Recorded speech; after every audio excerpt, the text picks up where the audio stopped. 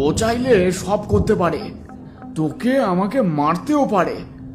আমরা ওকে অমন ভাবে মারলাম, ও বাটা কি আমাদের ছেড়ে দেবে ভেবেছিস? আহ, কেন এত তর্কাতর্কি করছিস নিজেদের মধ্যে? কি সুন্দর একটা মনোরম আবহাওয়া, দেখ না বাইরে কি সুন্দর ঠান্ডা বাতাস বইছে। আচ্ছা মৃত্যুঞ্জয় দা, তুমি কি যেন একটা বলছিলে তখন? কি হাত কেটে হাতের মধ্যে ওষুধ ভরে রেখে দেওয়ার কথা বলছিলে না? কি ওটা? আরে ঘনা বেটা কি সব অদ্ভুত কাজ কারবার করে, একবার স্বচক্ষে দেখেছিলাম। 3-4 মাস আগের কথা, বুঝলি।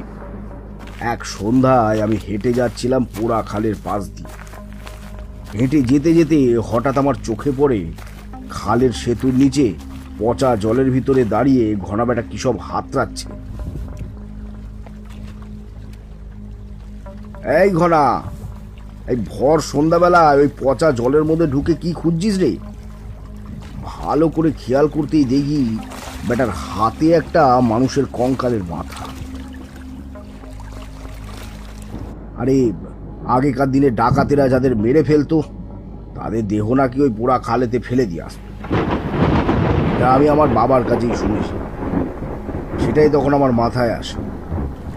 ঘনার হাতে যে কঙ্কালের মুন্ডুটা আছে, ওটা সেই আদি পুরনো মৃতদের কারোর মুন্ডু নয় তো।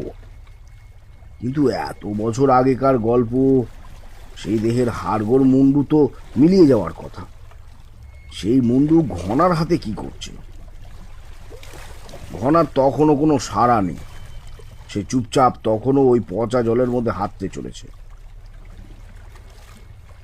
এই ঘনা, সাড়া দিচ্ছিস না যে বড়?